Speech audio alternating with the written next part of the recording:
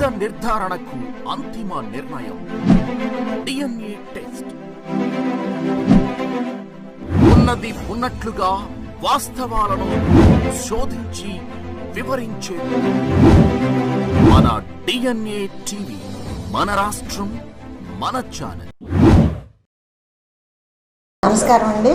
Doctor Achanta Lakshmipati, government ayurvedic hospital, Vijayawada.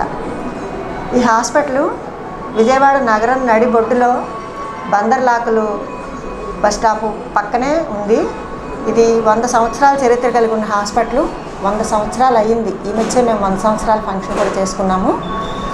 ఇది doctor NRS government ayurvedic కాలేజీకి అనుబంధమైన hospital.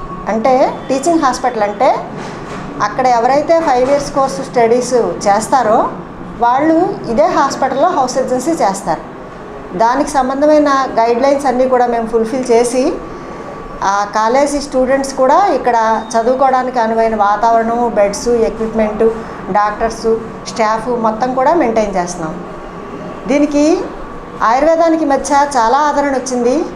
కానీ ఆంధ్రప్రదేశ్లో ఉన్న ఏకైక గవర్నమెంట్ ఆయుర్వేదిక్ హాస్పిటల్కి తగినంత గుర్తింపు లేదా ప్రజల్లో అవేర్నెస్ లేదని చెప్పాలి.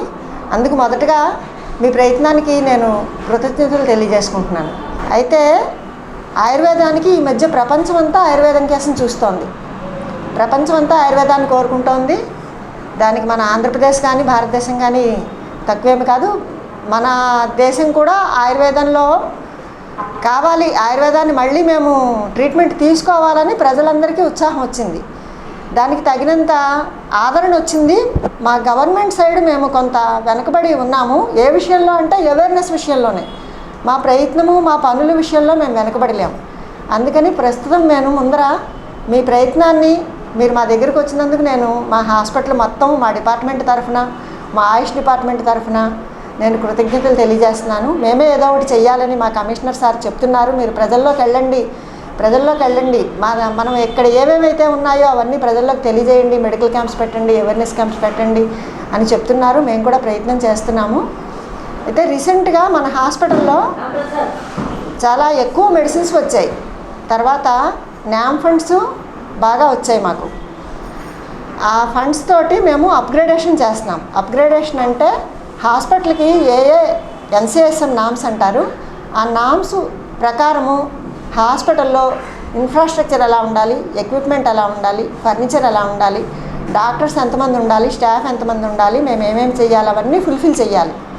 అవన్నీ ఫుల్ఫిల్ చేయడానికి కావాల్సిన ఫండ్స్ మాకు కొత్తగా కమిషనర్ వచ్చారు, doctor SB Rajendra Kumar IAS sir. వచ్చిన దగ్గర నుంచి మాకు ఫండ్స్, తర్వాత మోటివేషను, తర్వాత స్పీడప్ చేయడము పనులు, ఇవన్నీ కూడా మా వెనకుండి నడిపిస్తున్నారు.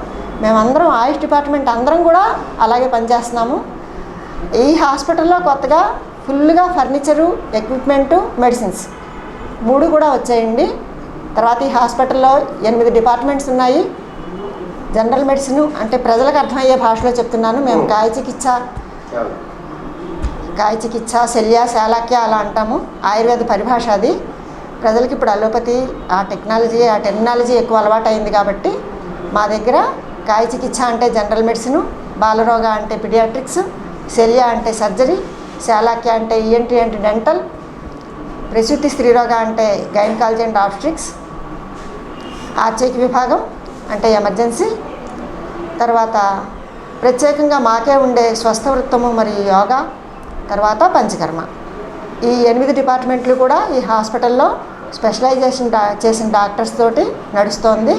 ప్రతి డిపార్ట్మెంట్కి స్పెషలైజేషన్ చేసిన professor, associate professor, assistant professor మా కాలేజ్ నుంచి ఫ్యాకల్టీ డాక్టర్స్గా 9 to 12 ఉంటారు. అది కాక మా హాస్పిటల్లో డాక్టర్స్, సీనియర్ మెడికల్ ఆఫీసర్స్ 3 ఉన్నారు, మెడికల్ ఆఫీసర్స్ 5 మంది ఉన్నారు. వీళ్ళందరూ కూడా 24 hours సర్వీస్లో ఉంటారు. మన హాస్పిటల్కి సంబంధించిన మెడికల్ ఆఫీసర్స్ అందరూ కూడా వాళ్ళు మనకి కన్సల్టెంట్స్ కాదు, రెగ్యులర్ కాబట్టి 24 hours సర్వీస్లో ఉంటారు. మన హాస్పిటల్కి 140 bedded హాస్పిటల్ ఇది. మేలు ఫిమేలు వార్డ్స్ ప్రత్యేకంగా ఉన్నాయి. టాయిలెట్స్, ఫెసిలిటీస్ అన్నీ ఉన్నాయి. డ్రింకింగ్ వాటరు, లంచ్, డిన్నరు, 3 పూట్ల భోజనం కూడా గవర్నమెంటే ప్రొవైడ్ చేస్తుంది.